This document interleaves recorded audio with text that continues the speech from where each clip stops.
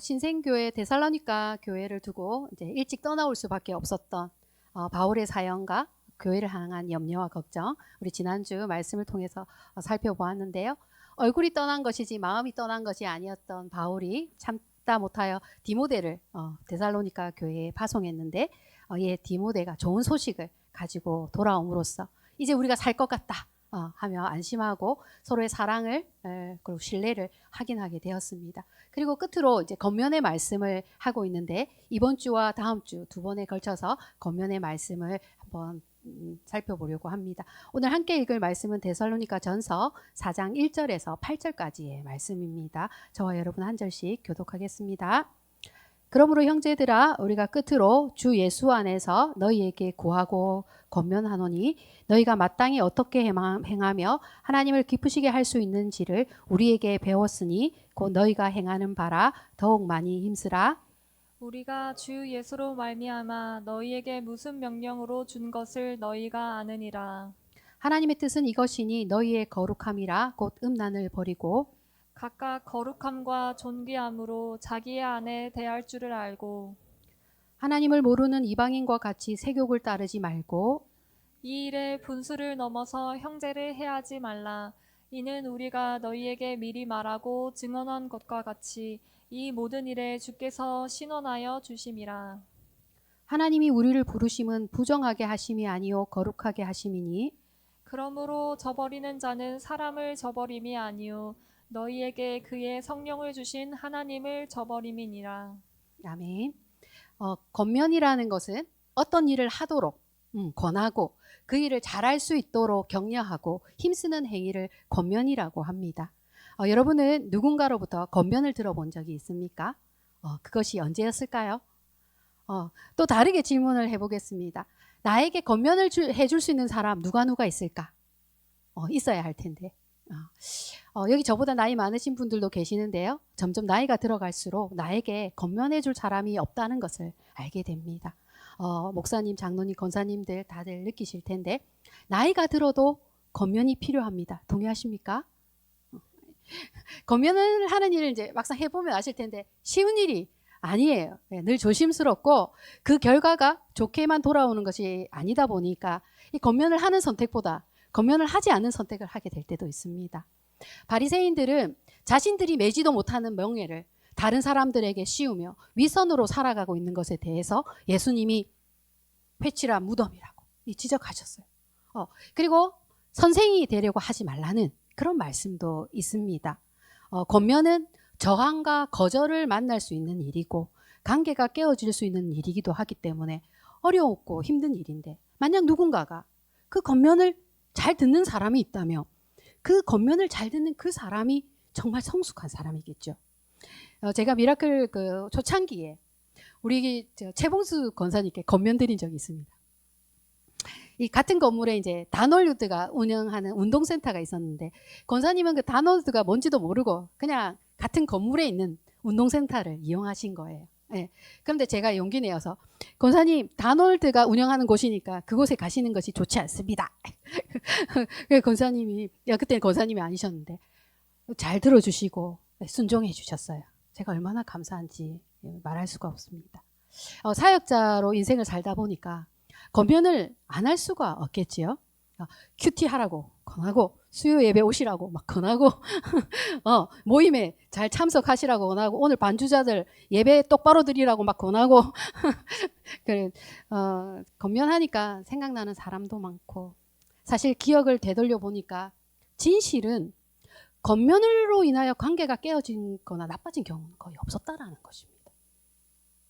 오히려 고마워하고 수고를 알아주시는 경우가 더 많았는데, 사단은 권면하지 못하도록 참견하지 마라, 저에게 강력히 막고 있는 것을 많이 느꼈습니다. 교회는 어떤 곳인가? 4장 18절, 5장 18절. 그러므로 이러한 말로 서로 위로하라. 그러므로 피차 권면하고 서로 덕을 세우기를 너희가 하는 것 같이 하라. 교회는 서로 위로하는 것이고 서로 피차 권면하고 서로 덕을 세워주는 아름다운 공동체입니다. 그 속에 거짓이 없고 딴 마음이 없고 그 의도가 순수하여서 상대방을 믿음 안에서 굳게 세우고 여러 환난과 고난 가운데 경고하여서 흔들리지 않도록 하기 위해서 세움을 받은 줄을 너희가 알고 우리가 알고 그런 사이, 그러한 관계인 것입니다. 오늘 바울은 어떤 권면을 하였는가? 4장 1절에서 2절 말씀을 다시 한번 읽겠습니다. 그러므로 형제들아 우리가 끝으로 주 예수 안에서 너희에게 구하고 권면하노니 너희가 마땅히 어떻게 행하며 하나님을 기쁘시게 할 수 있는지를 우리에게 배웠으니 곧 너희가 행하는 바라 더욱 많이 힘쓰라. 우리가 주 예수로 말미암아 너희에게 무슨 명령으로 준 것을 너희가 아느니라. 신생교회 초신자에게 맞추어서 따뜻한 권면을 한 거예요. 이렇게 말하고 있는 것이죠. 너희가 어떻게 하면 하나님을 기쁘시게 하는지에 대해서 너희가 잘 알고 있다. 이미 너희가 우리에게 배운 대로 그렇게 잘 따르고 지금 잘하고 있다. 데살로니가 교회가 하고 있는 수고와 노력을 알아주고 있는 것입니다. 복음을 전했을 때 그 시작과 출발점에서 이미 예수를 믿는다는 것은 어떠한 삶으로 부르신 것인가에 대해서 배웠습니다. 복음은 거듭남의 은혜가 있지 않습니까? 새로운 사람이 되는 일이에요. 그래서 1장 5절에서 6절에 보면 이는 우리 복음이 너희에게 말로만 이른 것이 아니라 또한 능력과 성령과 큰 확신으로 된 것임이라. 우리가 너희 가운데서 너희를 위하여 어떤 사람이 된 것은 너희가 아는 바와 같으니라. 이 복음이 말씀의 능력으로 임하여지고 성령의 역사가 일어납니다. 그러면 이 능력과 성령은 회심자의 영혼을 바꾸고 그 삶을 변화시키는데 그 회심자가 자기도 모르는 새 그런 일이 일어나는 것이 아니라 내적인 큰 확신이 그 마음 가운데 하나님의 은혜가 임하는 것이에요. 이런 능력과 성령과 큰 확신은 그 사람으로 하여금 어떤 사람이 되게 하죠. 너희가 아는 바와 같이 바울의 일행들이 어떤 사람인 줄 데살로니가 교회가 압니다. 그리고 데살로니가 교회가 복음이 들어가서 어떤 사람이 되었는지 6절 말씀에 보면 너희는 많은 환난 가운데서 성령의 기쁨으로 말씀을 받아 우리와 주를 본받는 자가 되었으니 예수를 본받는 사람, 사도를 본받는 사람, 그런 사람이 되어 있는지 서로가 아는 사이다 이 말이죠. 그리고 능력과 성령과 확신으로 이 사람들이 어떤 사람이 되었는지 9절 10절 읽겠습니다. 하여 스스로 말하기를 우리가 어떻게 너희 가운데에 들어갔는지와 너희가 어떻게 우상을 버리고 하나님께로 돌아와서 살아계시고 참되신 하나님을 섬기는지와 또 죽은 자들 가운데서 다시 살리신 그의 아들이 하늘로부터 강림하실 것을 너희가 어떻게 기다리는지를 말하니 이는 장래의 노하심에서 우리를 건지시는 예수시니라. 이들이 어떤 사람이 되었는가? 우상을 버리고 하나님을 섬기는 사람들이 되었어요. 우상을 버리는 일이 쉬운 일인 줄 압니까? 얼마나 그것이 어려운 일인지. 우상을 버리고 하나님만을 섬기는 사람들이 되었고 예수님의 재림을 기다리는 사람이 되었어요. 그러니까 하나님을 기쁘게 하는 삶이 무엇인지를 알고 이것에 순종하는 사람이 되어 있다라는 그런 말씀이죠. 부르심에 합당한 삶은 하나님을 기쁘시게 하는 삶인데 이것을 이미 행하고 있는데 그럼 오늘 권면의 말씀은 뭐냐? 더욱 많이 힘쓰라. 더욱 많이 힘쓰라 하는 그런 권면인 거예요. 이러한 노력을 쉬지 말고 멈추지 말고 더욱 애쓰라. 지속하고 성장시켜 나아가라는 그런 말씀입니다. 이런 생각을 해봤어요. 사랑이 더 깊은 사랑이 있고 믿음도 더 큰 믿음이 있고 소망도 더 간절한 소망이 있습니다. 믿음과 소망과 사랑의 그 깊이와 높이와 넓이를 더 키워가고자 하는 간절함은 갈급함이고 우리를 생명수 시냇가로 이끌어서 나를 살리고 영혼을 살찌우는 일이 되기도 합니다. 하나님을 기쁘시게 하는 삶, 성도의 부르심인데 스스로 만족하게 여기는 지점이 있을까요? 이 정도면 족하고 이 정도면 만족한다. 그런 지점이 있을 수 있습니까? 그것은 그렇지 않을 거라는 생각이에요. 왜? 믿음은 키워갈수록 더 겸손해지니까. 믿음은 키워갈수록 그 마음의 심령이 가난해지기 때문이랄까. 우리가 그 믿음, 하나님의 기쁘시게 하는 삶이 무엇이고 성도의 부르심이 무엇인가에 대해서 생각하고 그 말씀에 순종하고 나갈 때 이 정도면 족하다라고 여길 수 있는 그러한 지점은 없다라고 생각이 듭니다. 미라클 성도님들에게 이렇게 이야기해 보겠습니다. 배우고 아는 바를 굳게 붙들고 믿음으로 순종하고 나아가는 일에 더욱 힘쓰는 사람들이 되시겠습니까? 예, 이것을 아멘으로 받고 내가 정말 그러하기를 원한다라고 하셨을 때, 했을 때, 이 성령님께서 그 마음 가운데 은혜를 주시고, 믿음의 가정, 장성한 분량에 이르고 성화의 가정에 이르도록 이렇게 우리를 도우시고 하시는 줄 믿습니다. 너희가 이미 아느니라. 바울의 권면은 예수님의 명령을 너희가 이미 알고 있다. 이미 알고 있는 바를 다시 일깨워주는 방식이었어요.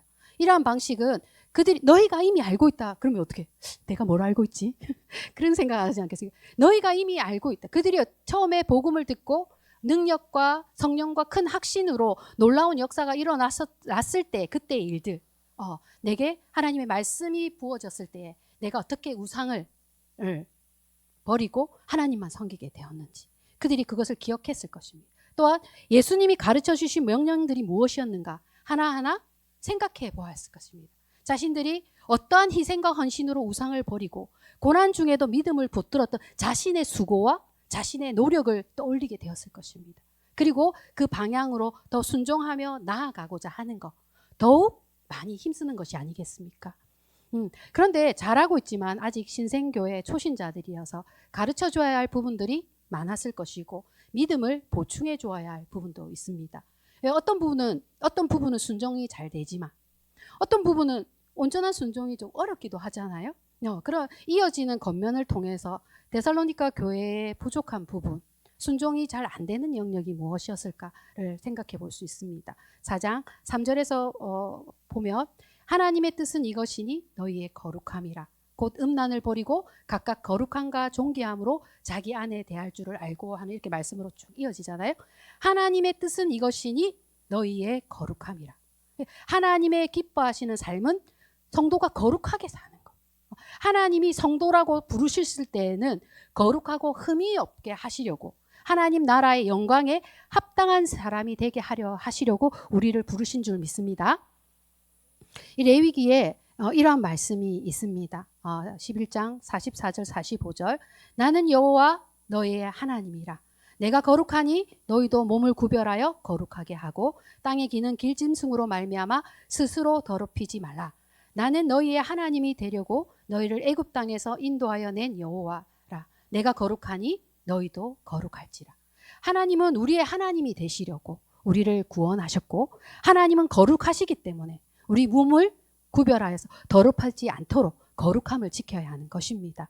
세상과 구별되어서 하나님을 자녀로 사는 그 부르심에 합당한 삶은 거룩함에 더욱 힘쓰는 삶이다 라는 걸 알 수가 있습니다. 4장 3절에서 6절까지 4가지 명령이 나오는데 음란을 버리라는 이 큰 명령 아래에 속한 각각 거룩함과 존귀함으로 자기 아내를 대하라. 이방인과 같이 세욕을 따르지 말라.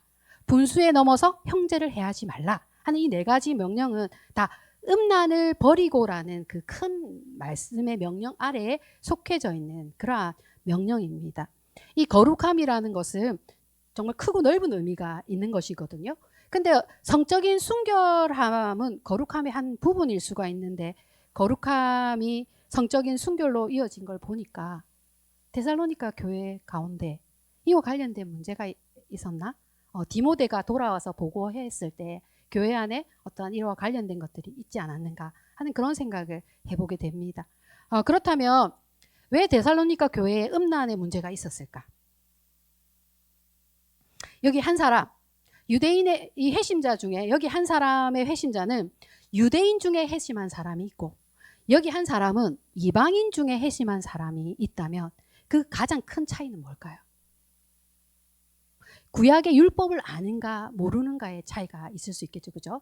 구약의 율법을 아는 유대인들은 하나님의 거룩하심도 알고 윤리와 도덕에 있어서 이방인과는 비교할 수 없는 좋은 교육, 좋은 말씀을 듣고 자랐을 것입니다. 우상을 멀리하고 음란을 피하고 거룩하라는 이 말씀이 유대인들에게는 이해가 안 되는 어려운 말일 리가 없죠. 그죠? 순종하기 어려운 말씀이었을 수는 있습니다. 그렇다면 헬라 로마 문화권에서 살아온 사람들 대대로 우상을 섬기고 신전이 있고 그 신전에는 음란한 제사 행위가 있고 늘 그 음란한 거리가 있고 그런 매춘과 간통과 성착취가 만연했던 그러한 곳에서 살아온 이 이방인에게 예, 음란을 버리라고 하는 이 문제는 정말 또 다른 것이죠. 그죠?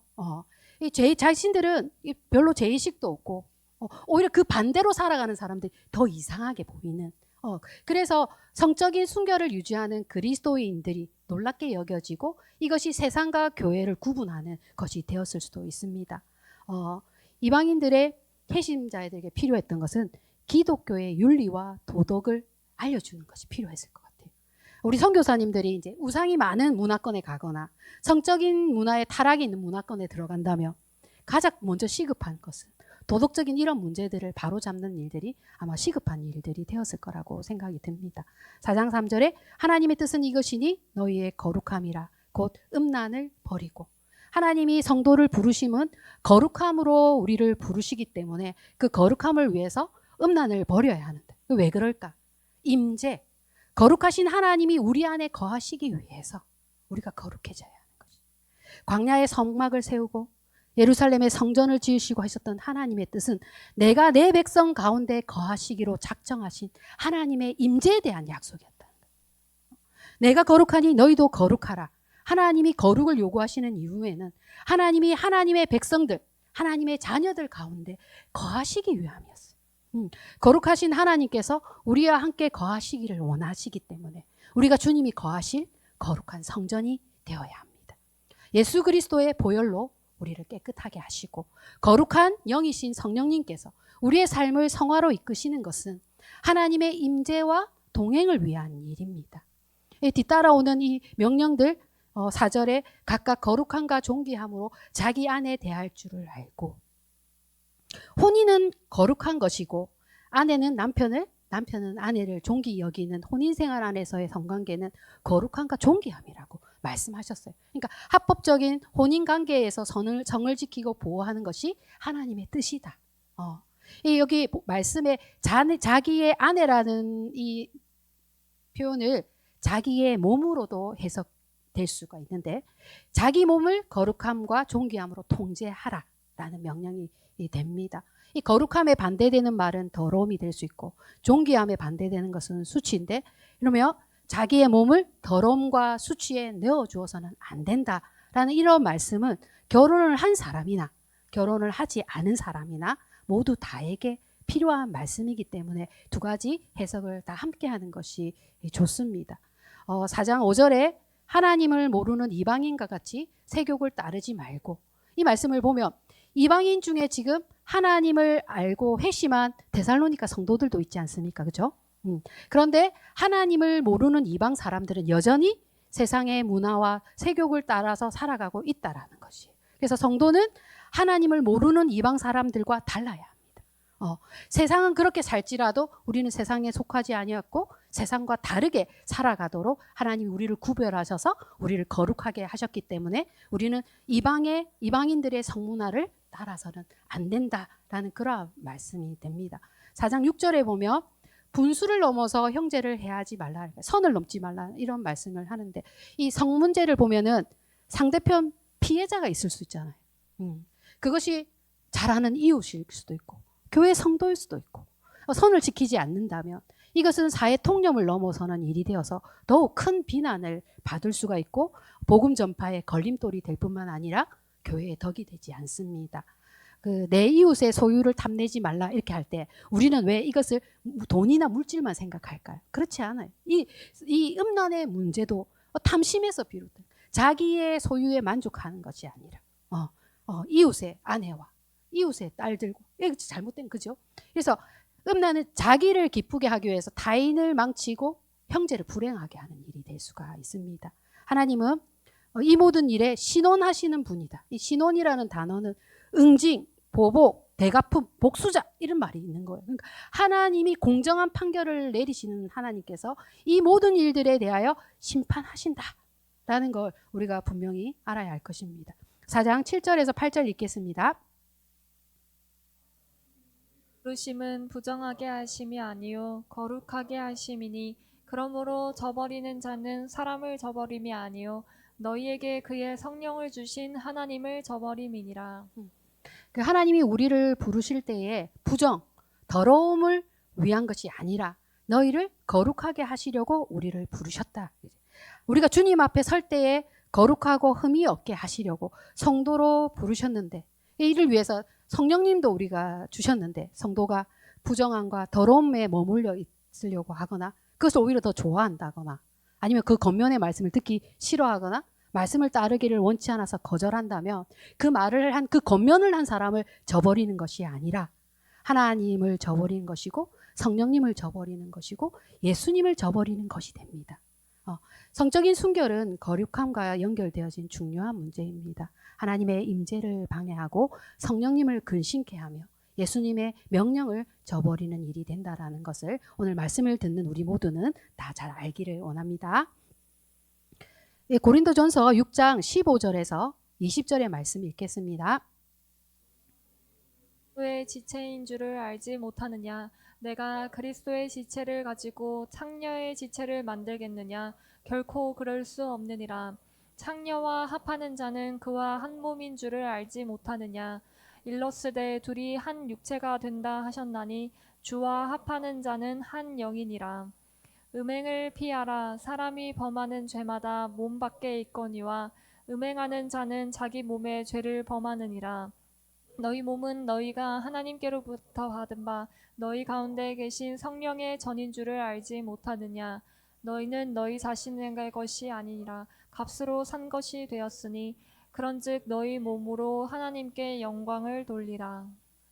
우리의 몸은 성령의 전이고 우리의 몸을 구별하여서 하나님께 영광을 드려야 합니다. 우리를 거룩함으로 부르신 하나님의 뜻을 알고 이에 순종하는 우리 미라클 성도님들이 되시기를 진심으로 축복합니다. 사랑하는 미라클 가족 여러분, 제가 한번 생각을 해봤어요. 그 헬라 로마 문화권에서 우상이 얼마나 많고 성적 타락이 심한 그곳에서 가족 대대로 막 그렇게 살아오고 막 첩을 두고 말이죠, 그죠? 그렇게 막 살아온 그런 사람들에게 기독교적인 윤리와 도덕으로 살아가게 된다는 것은 어떤 노력이 필요했을까? 이전에 살아오던 방식과 전혀 다른 방식으로 살아가는 것인데 이제 많은 부분에서 의식과 지식을 바꾸는 세계관을 바꾸는 일이 되었을 것인데 특별히 성문화와 관련해 가지고 지금도 이것을 교육하고 지도한다는 거 지금 어려운 거 지금도 어렵잖아요. 그 시대에 그러한 상황 속에서 그러한 것들을 말씀의 겉면을 듣고 교회 공동체가 함께 노력하는 모습을 생각해 봤어요. 얼마나 그 일들 몸의 습관을 끊어내는 노력이었을 텐데 단번에 고치기 어려웠을 텐데 유혹이 얼마나 많았을 텐데 어떻게 이게 가능했을까? 말씀을 듣고 순종하는 노력은 착한 사람 되려고 좋은 사람 되려고 하는 노력이 아니라는 것이죠. 하나님이 거룩하시다라는 걸 알았다는 것이죠. 그리고 하나님의 임재를 바라고 그리고 예수님의 가르침에 순종하기 위한 노력을 하고 있었다는 거예요. 이게 말씀을 듣고 순종하는 삶을 살아려고 노력한 데살로니가 교회의 노력을 생각해 보았습니다. 말씀이 임하여지는 곳에 하나님의 은혜가 있고 성령님의 역사가 일어나고 예수님의 가르침에 순종하는 성도가 있다는 것을 보면 이게 하나님을 얼마나 기쁘시게 하는 일이고 이것이 정말 하나님의 뜻이 분명하다라는 걸 발견하게 됩니다. 우리 모두 주님이 거하시는 거룩한 성전입니다. 성전된 몸을 귀하게 여기시기를 바랍니다. 음란을 버리고 혼인을 귀히 여기고 자기 몸을 더러움과 수치에 내어주지 않으시길 바랍니다. 우리는 족반을 사는 그리스도인입니다. 5장 23절 24절 함께 읽겠습니다. 평강의 하나님이 친히 너희를 온전히 거룩하게 하시고 또 너희의 온 영과 혼과 몸이 우리 주 예수 그리스도께서 강림하실 때에 흠없게 보존되기를 원하노라. 너희를 부르신 이는 미쁘시니 그가 또한 이루시리라. 이 말씀에 보면 친히 하나님께서 친히 이루시리라. 이 말씀을 부르신 분은 미쁘시다. 신실하시기 때문에 그가 또한 이루시리라 라는 말씀을 하고 계십니다. 그래서 우리 성도가 모두 하나님 예수님의 재림하실 때까지 거룩하고 흠이 없이 보존되기를 그 누구보다도 원하시고 계시는 분이 하나님이시고 이를 위하여 우리를 돕고 계시다라는 생각이 들었습니다. 우리 중 누구도 한 사람도 빠짐없이 주님 앞에 거룩하고 흠이 없는 성도로 주님 앞에 설 수 있기를 진심으로 바라고 소원합니다. 네, 기도드리겠습니다. 거룩하신 하나님 아버지, 우리를 창세전에 택하시고 예수 그리스도 안에서 하나님의 자녀가 되게 하여 주시는 은혜에 감사를 드립니다. 우리의 부르심은 거룩함인 줄 믿습니다. 이 땅에서 하나님의 자녀로 구별되어 살아가는 빛의 자녀이며 세상에 소망을 주는 예수 제자들입니다. 우리를 통하여 영광을 받아 주시옵소서. 믿음의 길은 좁은 길이고 사망의 길은 넓은 길이라 하였습니다. 오늘도 좁은 길을 걷는 이들의 흘릴 눈물과 한숨과 수고에 복을 더하여 주시고 성령의 기쁨과 능력과 확신으로 일어서게 하여 주시기를 원합니다.